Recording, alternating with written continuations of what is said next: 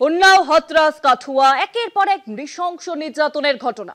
BJP শাসিত রাজ্যে বেটি বাঁচাও বেটি পড়াও শুধুই নির্বাচনী ভাষণ, একথা নতুন কিছু নয়। কিন্তু আবার নারী সুরক্ষার প্রশ্নে বারবার কাঠগড়ায় দাঁড়াচ্ছে ওড়িশা। এই কদিন আগে কলেজ কর্তৃপক্ষ শ্লীলতাহানির অভিযোগের বিরুদ্ধে ব্যবস্থা না নেওয়ায় গায়ে আগুন দিয়ে আত্মহত্যা করে এক ছাত্রী। এবার আবারও ওড়িশা, আবারও গায়ে আগুন। না, এবার আত্মহত্যা নয়, রীতিমতো খুনের চেষ্টা। ওড়িশার পুরীতে নাবালিকার গায়ে আগুন লাগালো 3 দুষ্কৃতী। বন্ধুর বাড়ি যাওয়ার পথে আক্রান্ত দ্বাদশ শ্রেণীর ছাত্রী। অগ্নিদগ্ধ ছাত্রী ভুবনেশ্বরের হাসপাতালে ভর্তি। দুষ্কৃতীদের খোঁজে তল্লাশি চালাচ্ছে পুলিশ। ঘটনার তীব্র সমালোচনা বিরোধীদের। বিজেপি শাসিত ওড়িশায় আদৌ কি নিরাপদ মহিলারা? কোথায় গেল প্রধানমন্ত্রী নরেন্দ্র মোদীর বেটি বাঁচাও বেটি পড়াও স্লোগান? মহিলাদের ওপর একের পর এক অত্যাচারের ঘটনায় শিরোনামে ওড়িশা। সম্প্রতি ওড়িশার ফকিরমোহন অটোনমাস কলেজের 2য় বর্ষের এক ছাত্রী অধ্যাপকের হাতে যৌন হেনস্থার বিচার চেয়ে ভরা ক্যাম্পাসে গায়ে আগুন দেয়। গুরুতর আহত অবস্থায় মৃত্যু হয় তার। এই ঘটনার জের কাটতে না কাটতেই ফের প্রকাশ্য রাস্তায় 15 বছরের কিশোরীকে পেট্রোল ঢেলে গায়ে আগুন ধরিয়ে দিল দুষ্কৃতীরা। বর্তমানে গুরুতর আহত ওই কিশোরী হাসপাতালে মৃত্যুর সঙ্গে পাঞ্জা লড়ছে। সূত্রের খবর, শনিবার সকালে ভয়াবহ ঘটনাটি ঘটে পুরীর বায়াবার গ্রামে। বন্ধুর বাড়ি যাওয়ার সময় দুষ্কৃতীরা তার পথ আটকায়। ঘটনা ঘটানোর পর এলাকা ছেড়ে পালিয়ে যায় দুষ্কৃতীরা। পুলিশ স্টেশন থেকে মাত্র 1.5 কিলোমিটার দূরে ঘটা এই ঘটনায় চাঞ্চল্য ছড়ায়।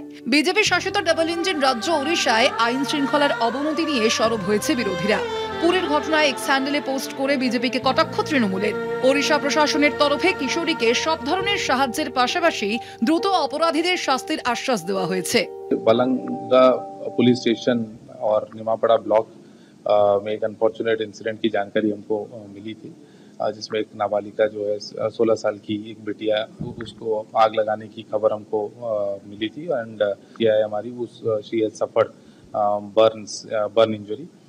तत्काल रूप से हमने एम्स में बातचीत किया और ट्रॉमा और इमरजेंसी केयर के लिए अरेंजमेंट्स भी किया गया है। পুরীর ঘটনার তীব্র নিন্দা করলেও পাল্টা তৃণমূলকে কটাক্ষ করেছেন বিজেপি নেতা সজল ঘোষ। অত্যন্ত নিন্দনীয় ঘটনা, অপরাধীদের চরমতম শাস্তি হবে।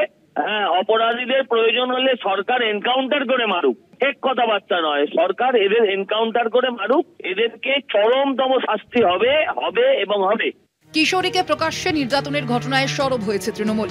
জাতীয় মহিলা কমিশন ও শিশু সুরক্ষা কমিশনের ভূমিকায় সরব হয়েছে দলীয় নেতৃত্ব। আরেকটি মেয়ে সে পুড়ে গেল, এটি 15 বছরের মেয়ে আবারও পুড়ে গেল।